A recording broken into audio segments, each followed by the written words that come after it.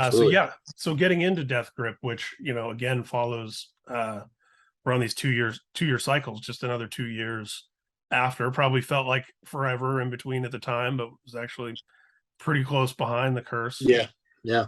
Going into this, working with Josh Abraham, what were some of the conversations like within the band? You've done all this touring, you've played all these songs from the Curse and prior. Did you have conversations about the kind of songs you wanted to write, or like, we need more of these and less of these, or let's emphasize this, or were you just so in the mode that you're just doing whatever? I feel like we've never been a band that like has sat down beforehand and been like, okay, like let's do this time. You know what I mean? We just started writing, and then it started sounding like, you had songs like X's and O's, or you had songs like, even like The Theft on Death Grip, that were just like pretty hard left for us. Mm-hmm. But it was like, this is awesome, and like we should do different stuff, and we should try different things. Why can't we do that? Like, why can't we make a big rock song? Like, we all like this music. Why can't we do that? Who said we can't do that kind of thing, Mm-hmm. So we just kind of went, and that was the time too where that was our last record on Victory, and we all knew that. In fact, like, we ended up then signing to Hollywood Records. There was our A&R and our marketing dude from Hollywood were like coming into the studio during Death Grip, just like mad that they didn't have that record, Yeah. But for us, it was like, again, it was like, here's the opportunity to level up. Like, every time a band gets to make an album, you're provided an opportunity to like take whatever jump into whatever direction you want to go. And it was like, cool. It's like, we like the trajectory where this band is going. Like, let's go bigger. Let's be bigger. Let's write bigger songs. Let's write more memorable songs, more timeless songs. And that's where that kind of came from. And it still had tons of our roots. It still had Creature and like Our Sixth Story and all these heavy, heavy songs. But then it had that little bit more of that rock element that then introduced us to radio for the first time. There was very minimal radio with like Right Side of the Bed and stuff like that. But like, this really introduced us to radio with like X's and O's, and again, like, shifted the skew of what we thought was possible with our band again, And what's even better than radio at that time is you guys were on Madden. Yes. You guys were on Madden, and you had some Guitar Hero, like one of the Burnout. It was Burnout, a racing game called Burnout 3 or something like that. Games were paramount back then. Like, if you could get in a video game, it was lights out. Like, it changed everything. And then same with Death Grip. It was funny because it was just the era of Death Grip that we did that song, Portrait in Black. That was supposed to be the first song on Death Grip on Yesterday. But then we got picked up for that Underworld movie. Mm-hmm. And they did the music video. The music video was on the DVD. So they added an exclusive. That's why Death Grip only has 9 songs.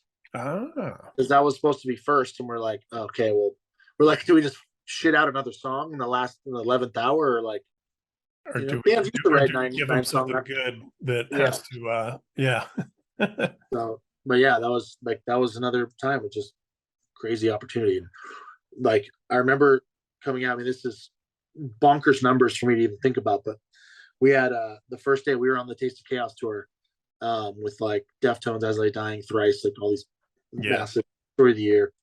And it was our first week of Death Grip, and I remember fucking talking to our old manager, and I was like, what's the projections for the week?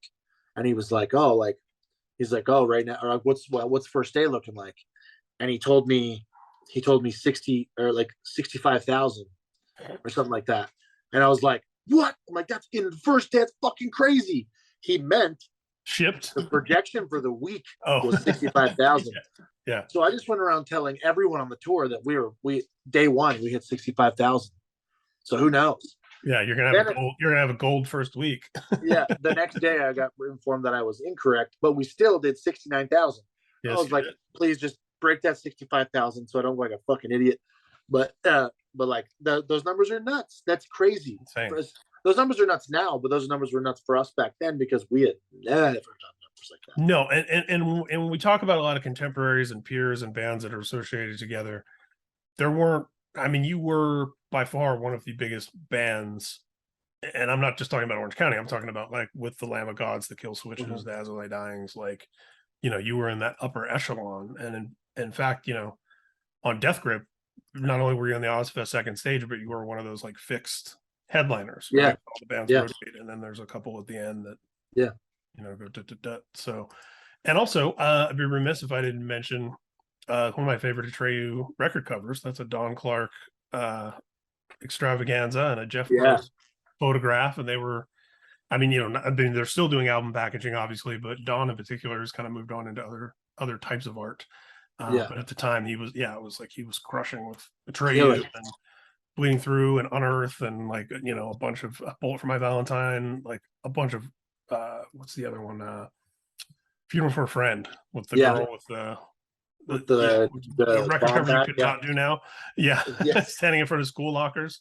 What do you remember about sort of the imagery and the artwork and all of that, and also the pluses and negatives of being associated at the time with like, oh, Atreyu, they're one of those like makeup metal bands, like they wear eyeliner and have cool hair and whatever. Yeah, it was kind of funny because that era of us sort of died on Death Grip.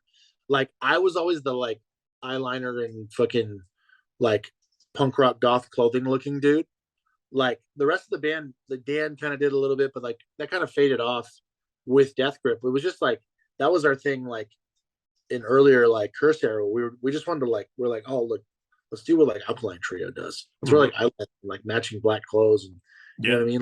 Like I thought Ink and Dagger was sick, so it was like you know what I mean. Like Ink and Dagger was sick.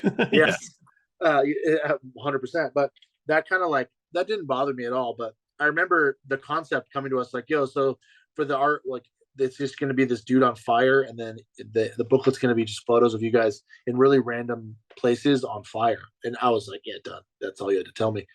So we literally just drove around Huntington Beach, like looking for random cool spots to like take a photo. And then it looked real. Like it looked that like he did a fucking epic job on that art. It's some of my favorite artwork. Yeah, me too.